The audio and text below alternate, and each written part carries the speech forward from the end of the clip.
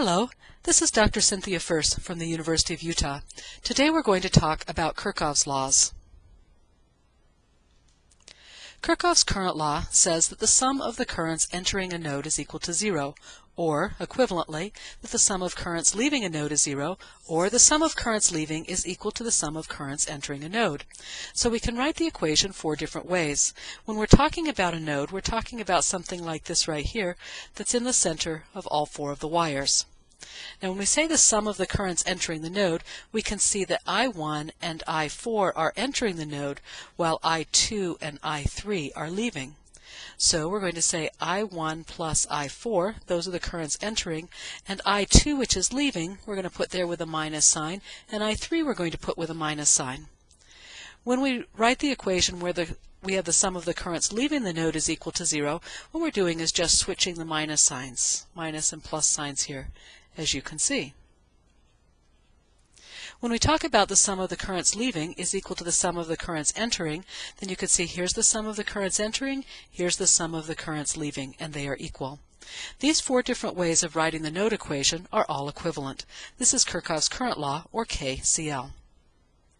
Kirchhoff's voltage law, or KVL, is the other law that we will use. This says that the sum of the voltage around a closed path is equal to 0. The way you do this is you run a loop like this, and you just add up all of the voltage as you're going around the loop. So for example, as we're going through here, we say minus VDC plus, see there's the plus, V1 plus V2, and that's equal to 0. So minus VDC plus V1 plus V2 is equal to 0. Alternatively, we could say that the sum of all the voltage drops is equal to the sum of all the voltage rises. So the voltage rise is plus VDC, and the voltage drop is V1 plus V2. So there's just a convention that typically we use a systematic clockwise motion around the loop. We could go counterclockwise, but the convention is just that we normally go clockwise. We also assign a positive sign to the voltage across an element if the positive sign of that voltage is encountered first. So that's why I was kind of circling this thing as I went here, plus V1. Now let's talk about a simple circuit where we can apply KCL and KVL. So here's our simple circuit. Let's first apply the loop equation. Right, here's our loop, and let's apply the equation. So we can see minus, so we encountered the minus sign first, minus VDC plus V1 plus V2 is equal to 0. That's the equation right here. That is the KVL equation, or the loop equation. Now let's examine this circuit. What do we know? Well, VDC is defined, that's 120 volts. R1 is defined, that's 10 ohms. R2 is defined, that's 50 ohms. What's unknown? V1 and V2 are both unknown. So if you remember from math, if you have two things that are unknown, then you're going to need two equations, but we only have one equation. So what else can we do? Well, Ohm's law will give us two more equations, so why don't we try that? So we can see here, for example, that if we have a current I1 that's running through R1, we know that V1 is equal to I1 times R1. We also know that V2 is I2 times R2. Well, look, we got two more equations. But we also have two more unknowns, I1 and I2. So now we have four unknowns and three equations. So what we always need is one more equation, and this one's going to come from a node. So here's our node equation right here. That's going to be our KCL. And remember, that's the sum of the currents coming into the node is equal to the sum of the currents going out of the node. So I1, which is all the currents coming into that node, is equal to I2, where the currents are going out. So we now have four unknowns, V1, V2, I1, and I2, but we have four equations. So now we can solve it. You're going to say, oh heavens, it looks like we could have done this equation a whole lot simpler, and absolutely you could have. But what I'm showing you is the systematic way of handling the KCL and KVL. Okay, so now let's actually solve this equation. So here's our first equation where we have VDC, well that's known, we could substitute that in there, and V1 and V2, we know R1, we know R2, let's substitute those in there, and we know that I1 is equal to I2, so let's just call it a value I. So just substituting in, what I'm going to do is substitute I in there and I in here, and of course all of our constants. This equation now becomes this right here, and I can solve it for I. I is equal to 120 volts, that's just bringing the 120 over to that side, divided by the sum of 10 and 50. So I is equal to 2 amps. Then, if we wanted to know V1, we would just bring our 2 amps back up in here and substitute it into the equations for V1 and V2, and you can see that we have 20 volts across one and 100 volt across the other. Let's just do a quick check. Let's just check our loop equation. We have 120 volts, so it's minus 120 volts, plus 20 plus 100. Is that equal to 0? Yes, it is. So we've been able to check our equation. Now, what I showed you was an extremely simple circuit, and yes, there's an easier way to solve the circuit, but let's use it to define a cookbook that will let us do more complicated problems. So if I were to set a cookbook for this, I would say, the first thing I would want to do is write down all known values. Well, what was known? The 120 volts, the 10 ohms, and the 50 ohms. Then I would keep track of all my unknown values as I went throughout my circuit, because I know that I need as many equations as I have unknowns. Now, we would write all of the KVL or loop equations. An important thing is that each new loop must pick up at least one new element, like a new resistor or a new voltage element. Also, current sources, which we'll talk about in a minute, can't be included in any loops. Fourth, I'd write Ohm's law. In fact, I usually prefer to write Ohm's law as I go, just for convenience, because I know I'm going to have to apply it anyway. Ohm's law is just applying the current and the resistor together to get the voltage anytime we have a resistor. Then I would apply as many KCL or node equations as are needed to fill in my unknowns. Each KCL equation must also pick up at least one new current. Then I'd solve for all the unknowns. Okay, let's take this cookbook now and see how we can apply it. So the first thing we do, and let's apply it to a problem that's just a little bit more complicated than one we just did. I'm going to add a current source, I3 here, which is 6 amps. So let's apply this, and as you can see, we're going to have another element. So let's just apply each of the steps. First of all, let's write all of the known values. Well, VDC is known, R1, R2, and I3 are all known values. Now let's keep track of our unknowns. I've already drawn two unknowns here, I1 and I2, so we have two unknowns, and we need to have at least two equations. So let's write the loop equations next.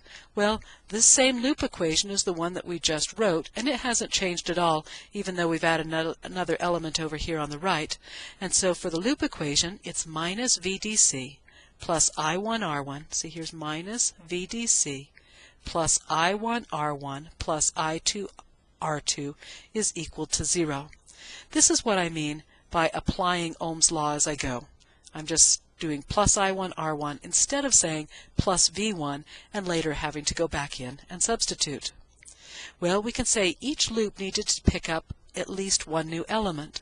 Well, which elements did this loop pick up? It picked up the VDC, the R1, and the R2. Now, current sources cannot be counted as new elements, and in fact, I can't include them in my loops. So there's no other loop that I could do in this picture, because any other loop would have to go through the current source. This is a current source right here, and I cannot include that in a KVL loop. Now let's apply Ohm's law as I went. That's right there. And then let's apply as many node equations as needed to fill in the unknowns. Well, how many unknowns do I have? 2. How many equations do I have? 1. So I need at least one node equation. Here's my node right there, and let's apply the node equation. Let's say that every current that's coming in, I1 plus I3, see here's I3, it's coming into that node, I1 plus I3 is equal to I2. Okay, that's my second equation. So now I can solve for all of my unknowns. Let's just do the solution just one time for fun. So here was my VDC, I1, R1, I2, R2 is equal to 0, and I1 plus 6 amps is equal to I2. So what I'm going to do is substitute in order to remove the variables. What I'll do here is I'll substitute in for I2, so that this equation now becomes this right here. Let's solve for the remaining variable. That's I1. That gives us the equation that you see here. And now let's go back and actually do the math. That tells us that I1 is minus 3 amps. And then if I go back to my original equation in order to find the other variables, let's say I want to find I2. I2 is equal to 3 amps. Now let's talk about what it means to have minus 3 amps and what it means to have plus 3 amps. So right here, when I did my analysis, I said that this value, I1, it was a variable, and when I solved for it, I discovered that it's minus 3 amps. What does that mean? Well, it means I guessed the direction of the current incorrectly. It means that the current is actually going from right to left instead of from left to right, so that I have 3 amps going from left to right. Now, if I had actually put my arrow this way in the first place, when I did my solution, I would have found out that I1 was equal to 3 amps. And I would have had the correct direction. It doesn't matter which way you guess your current. If you guess it wrong, it's going to come up with a negative number for the current, and that's just fine. So go ahead and leave it like this, and just tell me that you have negative 3 amps for I1. Okay, let's go one step further. Let's add one more loop. So let's apply our cookbook to this system right here. First of all, we need to write all known values. V1 will be known, I1 will be known, R1, R2, and R3. Then we're going to keep track of all of our unknown values. I already have an I1, an I2, and an I3 that I can see are going to be unknown. Then we're going to write all the loop equations. Let's see how many loops we could do. Well, here's our first loop. That's a loop we've been doing all along. Here is a second loop. Is there room for another loop? Can I do a third loop here? No, I can't, because I have this current source right there. Can I do a third loop around this way? No, I can't, because that's including a current loop. Could I do a third loop here? Well, that's a legitimate loop, but I can't do that because it doesn't pick up any new elements. My first loop picked up R1 and R2. My second loop picked up R3. There isn't anything else to be picked up, so I am only going to have the 2 blue loops that are shown here. Then I would apply as many KCL or node equations as are needed to fill in the unknowns. So I'm going to have 2 loop equations, the blue lines that are shown, and I'm going to have 1 node equation here where things are orange, and that's going to fill in my unknowns, and then we would solve for the unknowns. Okay, now let's take a look at the special node. So the node, remember, was right there, but there was a line or a short circuit right here. Anytime you have a short circuit, it just means that you have a really big node. You don't need to include 2 separate nodes. This is just one really big node.